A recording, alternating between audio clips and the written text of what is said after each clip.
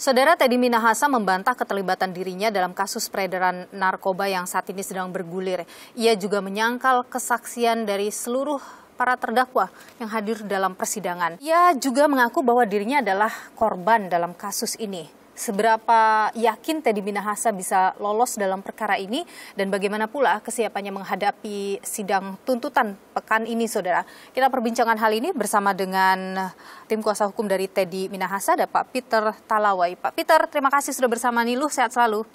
Sehat. Pak Peter, klien Anda ini, Teddy Minahasa, membantah keterangan dari terdakwa lain yang juga hadir sebagai saksi dalam persidangan.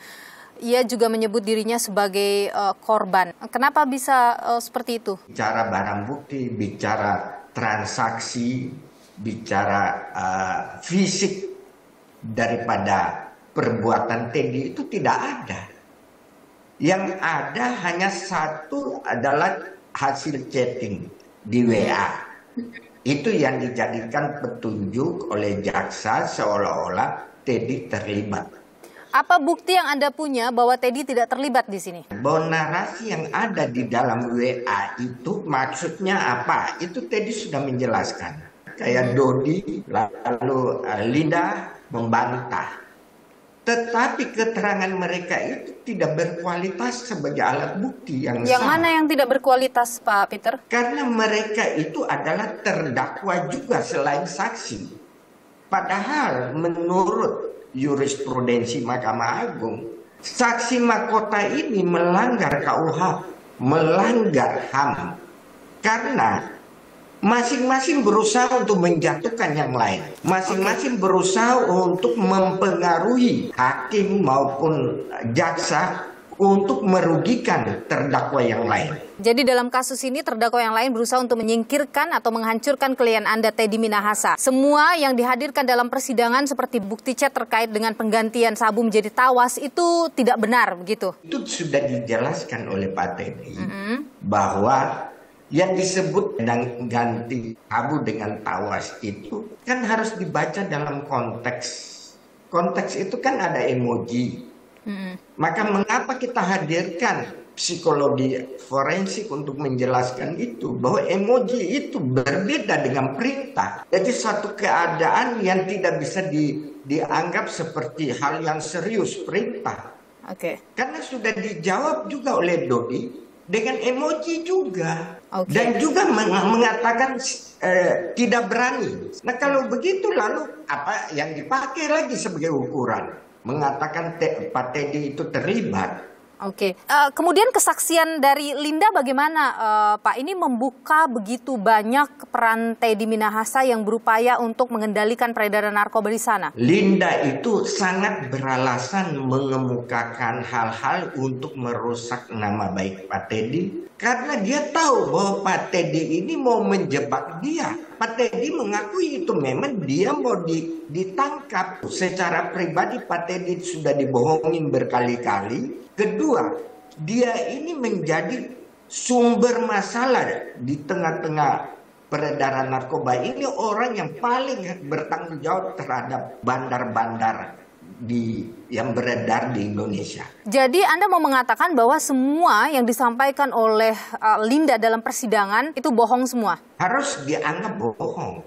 Dia boleh mengatakan apa aja untuk merusak, untuk meringankan dirinya, itu pasti.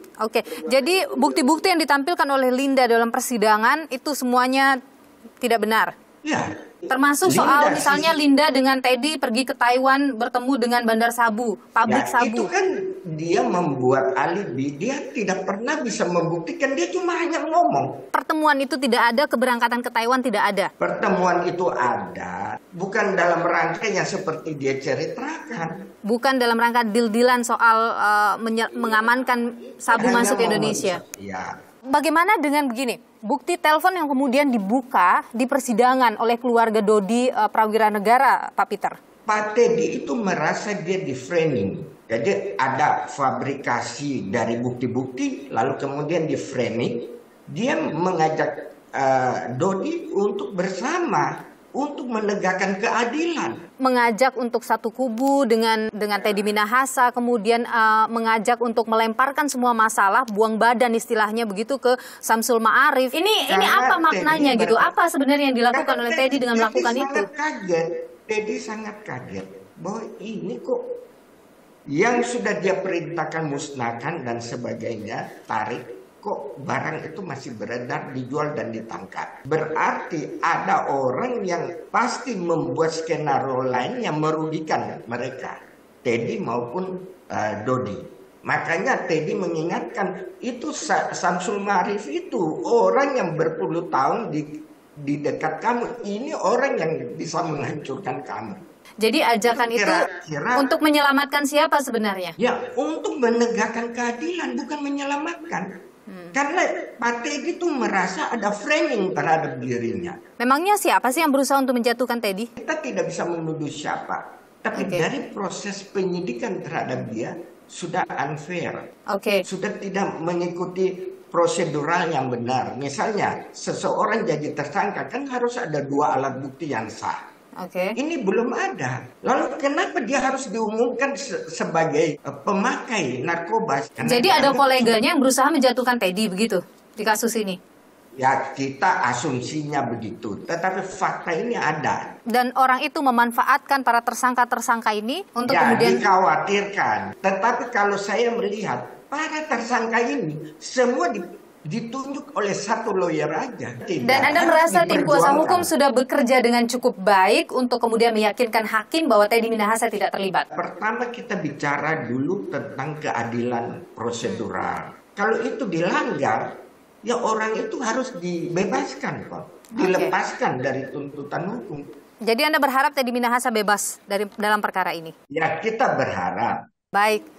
Pak Peter Talawi, tim kuasa hukum dari Teddy Minahasa, terdakwa dalam perkara peredaran narkoba. Terima kasih sudah bersama dengan Niluh. Sehat selalu Pak Peter. Terima kasih.